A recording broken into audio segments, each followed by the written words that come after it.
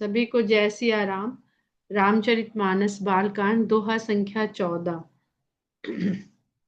सरल कबित कीरति बिमल सोई आदर ही सुजान। सहज बयर बिसराई रिपु जो सुनि करहि बखान। इसका हम लोग कल अर्थ कर चुके थे, फिर भी थोड़ा सा करते हुए आगे बढ़ते हैं कि ज्ञानी लोग, विद्वान लोग, चतुर लोग उसी रचना का, उसी कविता का आदर करते हैं जो सरल भी हो और जिसमें निर्मल चरित्र का बखान हो। वही लिखना चाहिए जिसको पढ़ के आगे कोई सत्मार्ग में प्रेरित हो सके, और वही पढ़ना चाहिए जिसको पढ़ के हम अपने जीवन को सत्मार्ग में आगे बढ़ा सकें। तो इस प्रकार किसी रचना की जीवन में महत्ता क्या है और क्या होनी चाहिए, ये भी गोस्वामी जी कवियों को बता देते हैं और कहते हैं सहज बयर बिसराई रिपु जो सुन कर ही बखान। इतनी सरल और इतनी सुंदर बातों से भरी हुई हो, इतनी निर्मल उसमें चरित्र का बखान किया गया हो कि जो भी सुने उसको वही वो द्वेष भावना भूल जाए उस रचनाकार की, कि उस रचनाकार के साथ उसका कैसा भाव है वो भूल जाए, और कविता के भीतर जो निर्मलता है बस उसको ही वो ध्यान दे पाए, उस पर ही उसका ध्यान केंद्रित हो पाए। कहते हैं गोस्वामी जी मानस में ये भी समझाने का प्रयत्न करते हैं कि राग और द्वेष और प्रेम और घृणा ये आपस में संबंध है। अगर हमारे मन में किसी के प्रति द्वेष है तो वो हमें बुरा लगता है, और अगर किसी के लिए हमारे मन में राग है तो हमें अच्छा लगता है। क्योंकि अगर कोई अच्छा है तो वो सबको अच्छा लगे, ऐसा कैसे होगा कि वो किसी को अच्छा लगता है किसी को बुरा लगता है। तो जो व्यक्ति के भीतर की भावना होती है वही सामने वाले व्यक्ति को अच्छा लगवाती है या बुरा लगवाती है। तो हमें वो अच्छा है कि बुरा है उससे पहले हमें अपने मन को झांकना चाहिए कि हमारे मन में उसके प्रति क्या भावना है। तो उदासीन हो जाना चाहिए। अगर कहीं हम कोई बुरा लग रहा है तो इसका मतलब उसके प्रति हमारे मन में द्वेष की भावना है। उस द्वेष की भावना को हम प्रेम की भावना में बदल सकें तो बहुत अच्छा है, बैर की भावना को मित्र भाव में बदल सकें तो बहुत अच्छा है। न बदल पाए, हम लोग सब मनुष्य हैं, तो कम से कम उदासीन भाव को हमें अपनाने का प्रयास करना चाहिए। सो न होई बिनु विमल मति मोहिमति बल अति थोर। और कोई रचना जिसमें विमल चरित्र हो तो उसके लिए बुद्धि का निर्मल होना बहुत आवश्यक है। जैसी बुद्धि होगी वैसी ही तो रचना करेगी। जहां लगी होगी बुद्धि वही सोचेगी, वही विचारेगी, वही बोलेगी। सो न होई बिनु विमल मति। और ऐसी रचना, ऐसी कविता की रचना बिना निर्मल बुद्धि के नहीं हो सकती है। लेकिन मेरी बुद्धि का बल तो बहुत थोड़ा है, अर्थात मेरे पास जो बुद्धि की निर्मलता है, जो विमलता है, जो विमल का मतलब मल से रहित, बिना मल का, तो वैसी बुद्धि तो मेरी है नहीं। अब गोस्वामी जी को कोई क्या कहे, वो खुद ही कह गए हैं, अपने लिए सब कुछ कह गए हैं। वो करहु कृपा हरि जस कहूं पुनि पुनि करहु निहोर। तो पीछे जो इतने सारे लोगों को हमने प्रणाम किया, वंदना करी, नमन किया, उनसे मैं बारंबार प्रार्थना करता हूं कि आप सब मुझ पर कृपा करिए जिससे मैं हरि के यश को कह सकूं। पता नहीं कब किसका आशीर्वाद हमको फलित हो जाए। तो इसलिए वो कुछ सेलेक्टिव नहीं, सभी लोगों से प्रार्थना करते हैं। कवि कोविद रघुबर चरित मानस मंजू मराल। बाल विनय सुनि सुरुचि लखि मोह पर हो कृपाल। मेरी क्षमता तो कुछ नहीं है, लेकिन मेरी इस रुचि को किसी बच्चे की रुचि मान करके मुझ पर कृपा करिए, और कृपा करके मुझको आशीर्वाद दीजिए। जितने भी कवि हैं, जितने भी विद्वान हैं, और जो राम के चरित्र रूपी मानसरोवर में सुंदर हंस की भांति विचरण करते हैं, यानी जिनके लिए उनका जीवन भी राम के चरित्र में ही डूबा तैरा उतराया करता है। आगे सोरठे हैं, बहुत सुंदर सोरठे हैं। बंदो मुनि पद कंजु रामायण जेहि निर्मयऊ। सखर सुकोमल मंजु दोष रहित दूषण सहित। फिर कहते हैं कि जिन्होंने रामायण का निर्माण किया, निर्माण किया, रचा, बनाया, उन मुनि की मैं चरण, उनके सुंदर चरणों की वंदना करता हूं। यहाँ पे वो फिर से वाल्मीकि जी की चरण वंदना कर रहे हैं और कहते हैं कि ऐसी रामायण जिसकी उन्होंने रचना करी कि सखर सुकोमल, जो सखर भी है, खर यानी हम लोगों ने खर दूषण का जब प्रसंग पढ़ा था तो देखिए यहीं पर बाल कांड में गोस्वामी जी सारे जो चरित्र है अंदर उन सबका तात्पर्य यहाँ हमारे भीतर बताते चल रहे हैं। जो सखरता है, कठोरता है, लेकिन खर के होते हुए भी वो राम कथा, रामायण सुकोमल है। तो हमारे भीतर अगर कोई कठोरता है तो हमारे भीतर वो कोमलता भी है। कठोरता को हमारे प्रभु नाश करें तो कोमलता अपने आप प्रभावी हो जाएगी, दिखने लगेगी। और मन जो दोष रहित दूषण सहित, खर के साथ साथ उसका भाई दूषण भी है। दूषण का मतलब जो दोषों को धारण किए हुए।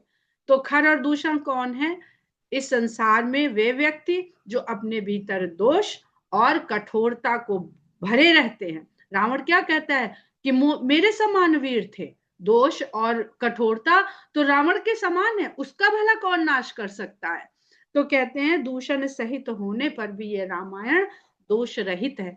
मतलब हम इस रामायण को पढ़ें या पढ़ते हैं तो हम क्या इच्छा करते हैं कि हमारे दोष और कठोरता बढ़े, उनका तो हम नाश करते हैं, हम उनसे रहित हो जाएं। बंदौ चार्यु वेद भव बारिधि बोहित सरिस जिन्हि न सपने हु खेद वर्णत रघुबर बिसद जद। उसके बाद में चारों वेदों की वंदना करता हूं जो इस भव सागर में जहाज के समान है। वेदों में जो ज्ञान है, जो सार तत्व है, जिसको यदि व्यक्ति पढ़ ले और उतार ले जीवन में तो ये भवसागर में वो फंसेगा नहीं, फिर पार हो जाएगा। तो उसके उसी सार तत्व को गोस्वामी जी रामायण में बता रहे हैं कि रामायण में वेदों का सार है वो। जिन्हें न सपने हो खेत, अब वेद लिख दिए गए तो फिर आगे उन वेदों के भीतर के ज्ञान को, तत्व को बताने के लिए इतने सारे लोग क्यों बारंबार लिखते चले जा रहे हैं। ऐसा तो नहीं कहते ना कि भाई वेद है उसी को पढ़ लो, सब कुछ उसी में है। नहीं, लिखते चले जा रहे हैं, रचते चले जा रहे हैं। और ये लिखने में, रचने में, बताने में, कहने में उनको स्वप्न में भी खेद नहीं होता है। मतलब ना पछतावा, न थकान, न कुछ कि हमने ये क्यों लिखा, ये तो पहले से लिखा हुआ था, हमने बेकार लिख दिया। तो उन्हें स्वप्न में भी खेद नहीं होता है, क्योंकि राम का जो विशद यश, वो पवित्र यश का जो बखान वो करते चले जा रहे हैं आज तक। बंदो विधि पद रेणु भव सागर जहि कीन जहां संत सुधा ससिधेनु प्रगटे खल बिसुबारुनी।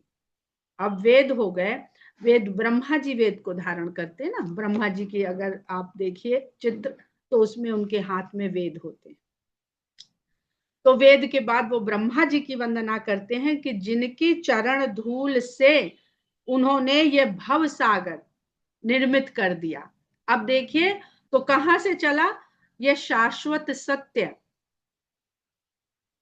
सत्य से चला। और सत्य जो, जिसको हम लोगों ने कल ही समझा कि शाश्वत है, शाश्वत यानी स्थिर है, अपरिवर्तनशील है, वो भवति की ओर बढ़ गया। तो अस्थि भवति की ओर बढ़ गई। यही चक्र, यही परिवर्तन क्रिया, यही सृष्टि है, यही संस्कृति है। तो सत्य को, राम को, वेद को कहते हुए फिर गोस्वामी जी ब्रह्मा जी की चरण धूल की वंदना करते हैं कि जिन्होंने इस भव सागर को, जहां नित कुछ होता रहता है, वैसा जीवन का सागर, जिस सागर में संत भी बनाए उन्होंने और खल भी बनाए, अच्छे लोग भी बनाए और बुरे लोग भी बनाए, सुधा भी बनाई, विष भी बनाया। अब ये समुद्र मंथन से, इसको क्या है समुद्र मंथन, वहां से अमृत भी निकल रहा है, विष भी निकल रहा है।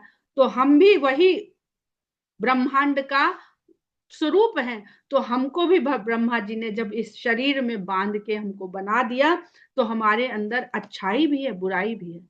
कोई संसार में ऐसा व्यक्ति मिलता है कि जो केवल बुराई बुराई हो, या केवल अच्छाई अच्छाई हो।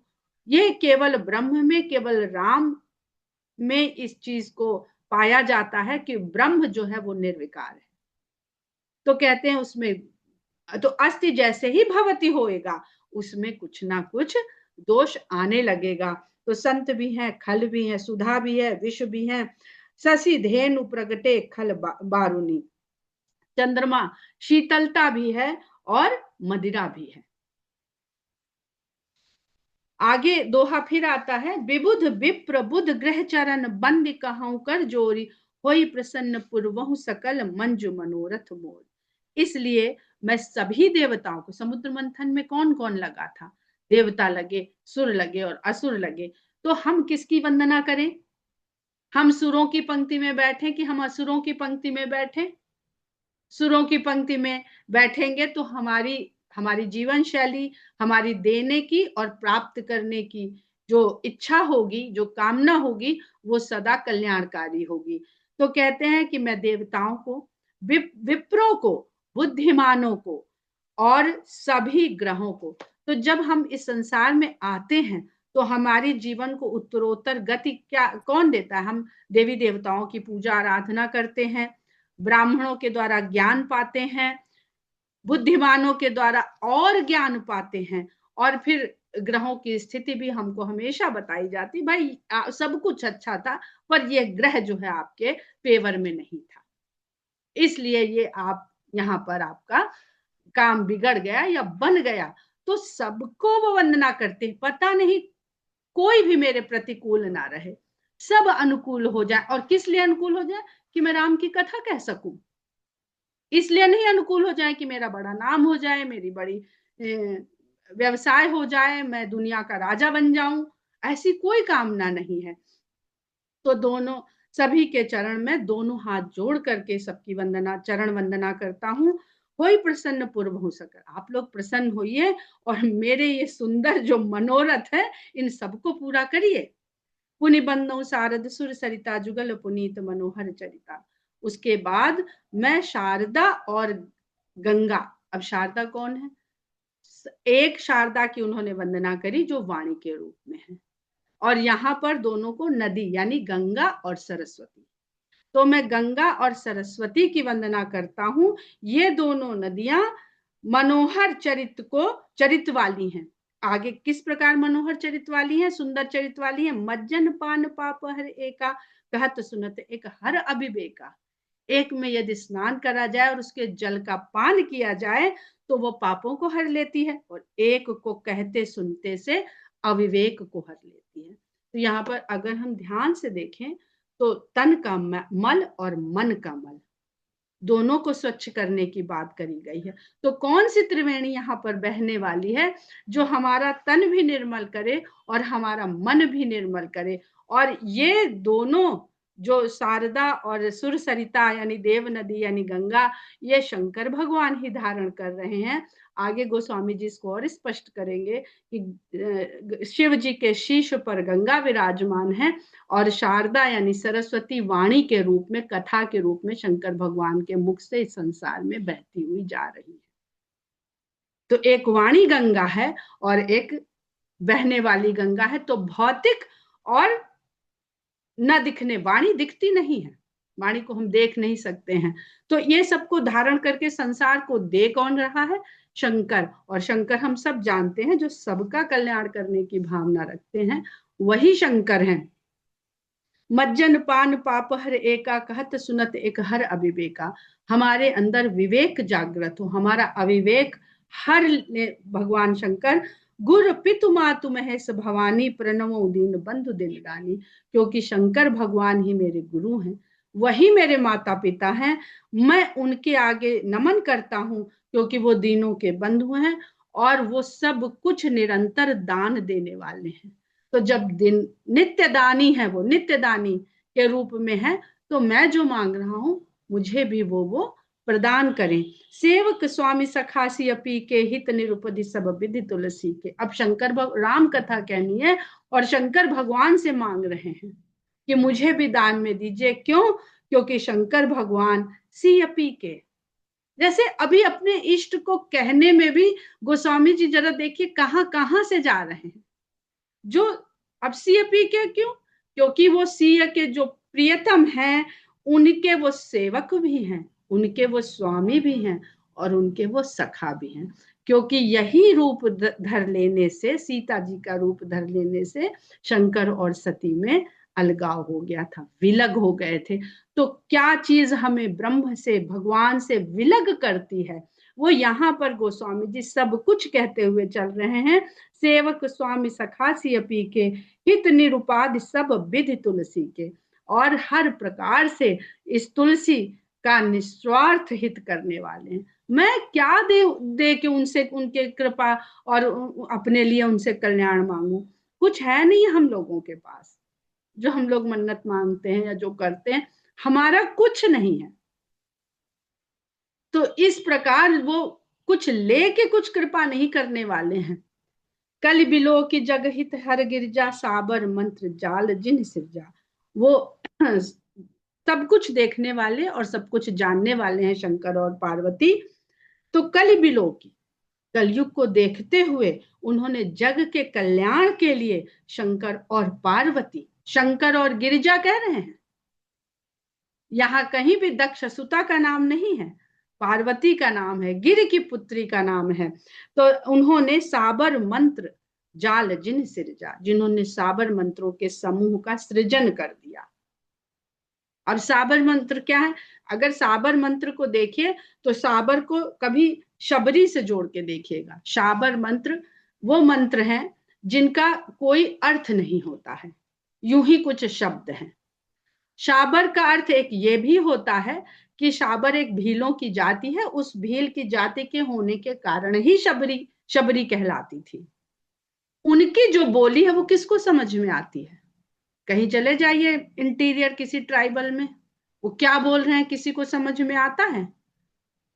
तो जो संस्कृत सुंदर भाषाओं को जानने वाले हैं वो उस भाषा को क्या कहते हैं? ये तो बेकार की भाषा है, इसमें कोई नियम है ना कायदा है। अपने इशारे बना लिए कुछ शब्दों के समूहों के कि एक दूसरे से कम्युनिकेट कर सके। क्योंकि आगे कहते हैं अनमिल आखर अर्थ न जापू, प्रगट प्रभाव महेश प्रतापू। जिनमें बेमेल अक्षरों को जोड़ जोड़ के भाषा बनी हुई है, वो आखर अक्षर और उनके अर्थ वो भी कुछ समझ में नहीं आते। संस्कृत में तो एक शब्द आप बोलिए, उसकी व्युत्पत्ति पे जाइए तो पता चल जाएगा कि ये जिस अक्षर से बना है उस अक्षर का अर्थ ये है। कंठ हम लोग कहते हैं, कंठ यहाँ है, ठा कहते हैं नाभि में है। वो तो नाभि से अगर जोड़ नहीं मिलेगा तो वाणी नहीं निकलेगी, तो कंठ है। बहुत जो भाषा विज्ञान को पढ़ने वाले जानने वाले लोग हैं वो इन सब पर जब चर्चा करते हैं तो बिल्कुल विज्ञान है वो। तो कहते हैं जिस भाषा के, जिस साबर मंत्र जो बेमेल अक्षरों से बने हुए मंत्र हैं, वो किस प्रकार प्रभाव देने वाले, फल देने वाले हो जाते हैं। वो तो शंकर भगवान का प्रताप है कि उन्होंने रचा है। तो रचा किसने है उसका प्रताप है, रचा क्या गया है उसका प्रताप नहीं है। तो यदि शंकर और पार्वती की कृपा हो जाएगी तो मैं कैसी भी भाषा में लिख लूं। यहाँ भाषा के ऊपर गोस्वामी जी इतना जोर दे रहे हैं कि भाव ही सब कुछ है यहाँ पर। हम किस भाषा, अगर भाषा की महत्ता हो तो जिसको संस्कृत नहीं आती वो भगवान का है ही नहीं, क्योंकि भगवान तो वो भाषा समझ ही नहीं रहे, कोई अंग्रेजी, French, Latin, Spanish, Chinese, Japanese जो बोल रहा है, पर ऐसा तो नहीं है। तो भाषा के महत्व को यहाँ पर गोस्वामी जी नकारते हैं पूरी तरह से। और आगे भी वो कह देते हैं सुन केवट के बैन प्रेम लपेटे अटपटे। तो वो बार बार इस बात को कहते हैं। हम लोग बड़ी चर्चा करते हैं कि शुद्ध पढ़ें अशुद्ध ना पढ़ें, यहाँ भी हम भी कहते रहते हैं ऐसे ना पढ़िए वैसे ना पढ़िए। लेकिन अगर हमारा भाव सच्चा है तो हम कैसे क्या बोल रहे हैं फर्क नहीं पड़ता है। हमारा कनेक्शन केवल भाव से होता है। सो उमेश मोहि पर अनुकूला। अब उमेश कह देते हैं, उमा के स्वामी, इतने सुंदर शब्द लेते हैं सखासी पी के, और सो उमेश मोहि पर अनुकूला। और लोग कहते हैं कि गोस्वामी जी ने तो स्त्रियों के बारे में जाने क्या क्या लिख दिया है। रामचरितमानस में। तो वो उमेश भगवान मेरे ऊपर मेरे अनुकूल हों और करहि कथा मुद मंगल मूला, जैसे साबर मंत्रों को उन्होंने फलदायी बना दिया, ऐसे ही मेरी कथा को भी वो आनंद और मंगल का मूल बना दे। तो सारा जो करने भी कर्म, देखिए कर्म और कर्म के फल का जो देना है वो भगवान के ऊपर छोड़ दिया। हम तो रचने जा रहे हैं बैठ के, बुद्धि मेरी है नहीं, कृपा हो जाएगी सबकी तो लिख डालेंगे, लेकिन ये आनंद मंगल देने वाली तो हे शंकर भगवान आप कर दोगे तो हो जाएगी। सुमिर शिवा शिव पाई पसाऊ बरनऊ रामचरित चित पाऊ। तो इसलिए मैं शिव और शिवा, शंकर और पार्वती से प्रसाद मांगते हुए उनका स्मरण करता हूं कि मुझे प्रसाद के रूप में इस रामचरित का वर्णन जो मैं करने जा रहा हूं अपने चित्त में बड़े चाव से, तो वो कृपा कर दें और इसे मुद मंगल मूल बना दे। क्योंकि रचते समय अगर रचने वाले को आनंद का अनुभव हो रहा है तो वो निश्चय ही वो भाव सब तक पहुंच रहा है। ये कथा सबको सजीव क्यों लगती है रामचरितमानस? क्योंकि गोस्वामी जी वहां पर होते हुए ये सब कुछ देख रहे हैं और रच रहे हैं। इसका भी एक जगह वर्णन मानस में गोस्वामी जी ने किया है। भनित मोर शिव कृपा विभाती, शशि समाज मिली मनहु सुराती। रात तो बड़ी अंधेरी होती है, रात तम का प्रतीक है, तम अंधकार का प्रतीक है, लेकिन मेरी ये जो रचना किसी अंधकार की तरह कोई गुणहीन है, ये शिव की कृपा से सुशोभित होगी। भांति मतलब अच्छा लगना, विभाति मतलब बहुत अच्छा, विशेष रूप से भांति है। शशि समाज, जैसे चंद्रमा जब अपने समाज के साथ यानी तारों के साथ उस रात्रि में प्रकट होता है तो वो रात्रि भी कितनी सुंदर कि रात्रि से सुरात्रि बन जाती है। जही कथा ही स्नेह समेता, कहीं है ही सुनी है ही समुझ सचेता। और फिर ये कह देते हैं कि खाली पाठ नहीं करना है कि लाउड स्पीकर लगा लिया और गाए चले जा रहे हैं। सचेत रह के जो इस कथा को स्नेह से, स्नेह के सहित कहेंगे, सुनेंगे, समझेंगे, चेतना को जगाए हुए, हुई है ही रामचरण अनुरागी, वो ऐसे लोग राम के चरणों के प्रेमी बन जाएंगे। कलिमल रहित सुमंगल भागी, और कलयुग के दोषों से रहित रहेंगे। इतना दोष होते हुए भी कलयुग के मल उनको व्याप्त नहीं होंगे और वो कलयुग में भी मंगल के भागीदार होंगे। उनके भाग्य में मंगल ही मंगल रहेगा। सपने हु साचे हु मोहि पर, जौ हर गौरी पसाऊ, तो फिर हो जो कहूं सब भाखा भनित प्रभाव। और यहाँ पर दीनता के साथ साथ गोस्वामी जी एक जिम्मेदारी भगवान को सौंप देते हैं। कहते हैं कि स्वप्न में भी, सपने हु साचे हु मोहि पर, यदि स्वप्न में भी आप सचमुच, इतना मतलब एक तो स्वप्न लिख दिया और ऊपर से सच्ची में लिख दिया। अब सपने में सच्ची कहां होता है? एक बार राजा जनक के यहाँ जब विद्वान लोग बैठे हुए थे, शास्त्रार्थ होते थे नित्य उनके यहाँ, तो राजा जनक ने स्वप्न में देखा कि वो भिक्षुक हो गए और दर सब जगह भिक्षा मांग रहे हैं। जब उनका स्वप्न टूटा, आंख खुली तो उन्होंने देखा कि वो तो अपने राजभवन में, अपने कक्ष में, अपने शैया पर हैं। तो सवेरे शास्त्रार्थ के समय जो विद्वान लोग वहां उपस्थित थे, चर्चा थी, शास्त्रार्थ नहीं था, चर्चा थी, तो उनसे पूछा कि मैं ये जानना चाहता हूं कि इसमें सत्य क्या है। मैंने जो स्वप्न में देखा कि मैं भिखारी हो गया हूं, वो सत्य है, कि मैंने जो जाग कर देखा कि मैं राजा हूं, ये सत्य है? तो विद्वानों ने कहा न ये सच है न वो सच है। क्योंकि जब आप देख रहे थे कि आप भिखारी हो गए हैं तो वास्तविकता क्या थी कि आप तो राजा बन के शैया पे थे, पर आपको बोध नहीं था, तो आप स्वप्न को सत्य मान रहे थे। जब आपकी नींद खुल गई तो आपने देखा कि अरे आप तो शैया पर हैं, तो आपने उसको झूठ मान लिया और आपने इसको सत्य मान लिया। तो अगर ये सत्य होता तो वहां पर भी आपको इसका बोध रहता कि आप भिखारी नहीं है। तो जब वो सत्य था तब ये असत्य था, अब ये सत्य है तो आपको वो असत्य लग रहा है, तो न ये सत्य है न वो सत्य है, सत्य तो कुछ और ही है। इसीलिए राजा जनक विदेह हुए कि उनको पता था ये देह तो है पर ये सत्य नहीं है, इसीलिए विदेह कहे जाते हैं। तो कहते हैं सपने हूं साचे हूं मोहि पर, यानी सपन में या सत्य में आप हम पर प्रसन्न हो, क्योंकि मैं तो मनुष्य हूं, मैं नहीं जानता हूं कि सत्य क्या है। हे हर और गौरी, अगर आप मुझ पर प्रसन्न हैं। एक पसाऊ शब्द देखिए, तो यहाँ दोनों जगह गोस्वामी जी ने पसाऊ का प्रयोग किया है, और एक जगह प्रसाद लिखा है और एक जगह प्रसन्न लिखा है। प्रसाद का अर्थ होता है प्रसन्नता से दिया गया। तो आप लोगों से मेरी एक और विनती है कि कृपया प्रसाद बोलना समाप्त करें। जो हम लोग गलत बोलते हैं, पता नहीं क्यों प्रसाद बोलते हैं, प्रसाद बोलिए। प्रसाद बोलते हैं इसलिए प्रसन्नता हमें प्राप्त होती नहीं, क्योंकि हम तो पता नहीं उसको क्या बना देते हैं। खैर आगे बढ़ते हैं। तो फुर हो जो कहूं सब भाखा भनित प्रभाव, तो मैंने अपनी रचना के संबंध में और इसकी भाषा के संबंध में जो भी प्रभाव कहा है कि ये मुद मंगल मूल हो जाए, वो सब आप सच करिए अगर आप मुझ पर प्रसन्न हैं।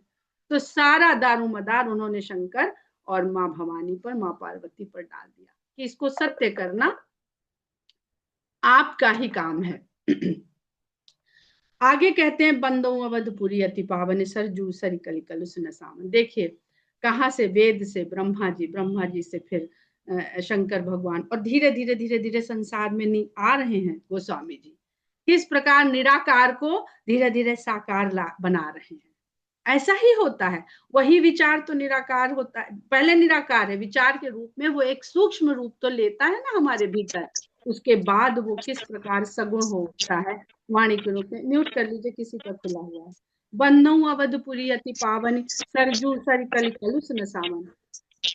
एक तरफ उन्होंने गंगा और सरस्वती की वंदना करी, उसका महत्व बताया, और अब वो सरयू तक आ गए। ये सरयू क्या है आगे ये भी बताएंगे कि मैं अयोध्या जो बहुत ही पवित्र नगरी है उसकी वंदना करता हूँ। सरजू सर कलि कलुष न सावन, जहाँ पे सरयू नदी जो कलयुग के सभी कलुषता का नाश करने वाली है, ऐसी अयोध्या नगरी को मैं वंदना करता हूँ उसकी। प्रणवो पुर नर नारी बहोरी, फिर मैं अयोध्या में रहने वाले सब स्त्री पुरुषों को नमन करता हूँ। ममता जिन पर प्रभु ही न थोड़ी, जिन अयोध्या वासियों पर भगवान की ममता थोड़ी नहीं यानी बहुत है। तो अभी भगवान के आगे झुकने से पहले वो भगवान के आसपास जो चीजें लोग हैं, जो सृष्टि हैं, उन सब की वंदना कर रहे हैं। सिय निंदक अघ ओघ नसाए, लोक विशोक बनाई बसाए, बंदों कौशल्यादि प्राची कीरत जासु सगल जगमाए। सिय निंदक अघ ओघ नसाए, गोस्वामी जी ने राम राज्य के बाद कहीं इस प्रसंग की रचना नहीं करी, ऐसा मुझे, पर यहाँ पे उन्होंने लिख दिया है सिय निंदक अघ ओघ नसाए। सीता जी की निंदा करने वाले पाप के समूहों के लोगों के पापों को उन्होंने नाश कर दिया और उनको शोक रहित करके अपने लोक में उनको भी वास दिया। कहाँ? अयोध्या। अयोध्या में उनको वास दिया। अब इस जगत में तो अयोध्या ही भगवान का लोक है ना, वो तो मरने के बाद उनका परम धाम है, तो वहां ऐसे लोगों को भी उन्होंने बसाया। तो इससे ऐसा लगता है कि गोस्वामी जी इस प्रसंग को नकारते नहीं है, जैसे कुमार विश्वास जी लोग बोलते हैं, अपने मंच से नाम नहीं लेना चाहिए हमें किसी का, लेकिन वो रचते इसलिए नहीं है कि वो उस भाग को खुद से लिखना नहीं चाहते हैं, क्योंकि वहां फिर उनको वहां उपस्थित होना पड़ेगा, उस भी दृश्य को देखना पड़ेगा। तो गोस्वामी जी स्वयं को वहां पर रखना ही नहीं चाहते, भगवान के लीला के उस स्वरूप में शामिल ही नहीं होना चाहते। और राम राज्य के पश्चात वो काकभूषुंडी गरुण संवाद में चले जाते हैं। सिय निंदक अघ ओघ नसाए, लोक विशोक बनाई बसाए, बंदों कौशल्या दिस प्राची। और उसी अयोध्या में कौशल्या माता जो पूर्व की दिशा की भांति में उनकी वंदना कर, सूर्य का उदय होता है पूर्व से, लेकिन यहाँ पर गोस्वामी जी चंद्रमा की भांति उनको कह रहे हैं, प्रगटे जहां रघुपति शशि चारु, क्योंकि चंद्रमा में दोनों प्रकाश और अंधकार दोनों का समावेश होता है। सूर्य तो जब वो ब्रह्म रूप में है तो सदा सूर्यमय ही है, वहां अंधकार का कोई काम ही नहीं है। लेकिन अयोध्या में तो सब तरह के लोग रहते हैं ना, तो इसलिए यहाँ पूर्व दिशा में भगवान सूर्य वंश में चंद्रमा की भांति कौशल्या रूपी पूर्व दिशा से उदित हो रहे। बहुत सुंदर अर्थ है, इसको जब आप लोग अपने से मनन करेंगे तो बहुत ही आनंद आएगा। बंदौ कौशल्यादि प्राची कीर्ति जासु सकल जगमाची, जिनकी कीर्ति पूरे संसार में जग जाहिर है। माची का मतलब में, मध्य, संसार के बीच में, संसार में। प्रगटे जह रघुपति सस चारु, जहां यानी कौशल्या माता के द्वारा सुंदर चंद्रमा के रूप में भगवान राम प्रकट होते हैं। विश्व सुखद खल कमल तुषारु, विश्व को सुख देने वाले और दुष्टता रूपी कमल के लिए तुषार की भांति है। तुषार की भांति सूर्य तो हो नहीं सकता। तो गोस्वामी जी कोई भी उपमा और रूपक लेने में कहीं कोई त्रुटि करते ही नहीं है। और ऊपर कहते हैं कि हमको कोई जानकारी नहीं है, सब लोग हम पर कृपा करिए तो हमें भाषा भी आ जाए और रचना भी आ जाए और आनंद भी आ जाए, सब कुछ आ जाए। तो ये सबकी कृपा का ही फल है जो इस रचना में सब कुछ समाहित है।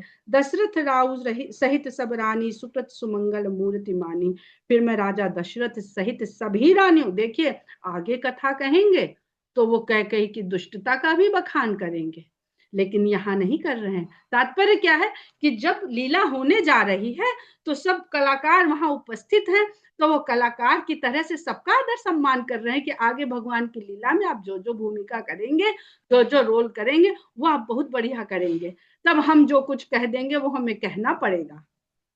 लेकिन यहाँ मैं सबकी वंदना कर रहा हूं क्योंकि अभी आप उस भूमिका में नहीं हैं। तो दशरथ राव सहित सब रानी सुकृत, जो पुण्य कर्मों को करने वाली हैं, और मंगल, पुण्य और मंगल की मूर्तिमान स्वरूप है। एक चीज बहुत ध्यान दीजिएगा कि गोस्वामी जी ने पूरी रामायण में किस किस भाव को मूर्तिमान स्वरूप, किस चरित्र को बताया है, इसको समझने का प्रयास करते चलिएगा। तो भाव और मूर्तिमान स्वरूप का जब आप जोड़ करके इसको अपने जीवन में देखेंगे तो बहुत सारी बातें स्पष्ट हो जाएंगी अपने जीवन में सीखने के लिए।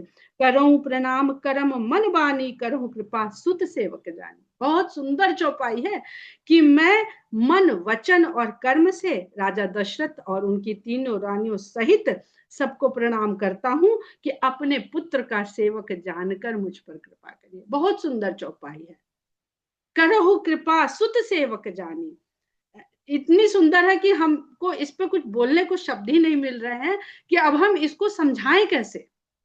तो इसका आनंद आप लोग पढ़ के लीजिए, बहुत सुंदर चौपाई है। जिन्हीं बिरच बड़ भयो विधाता, महिमा अवधि राम पितु माता।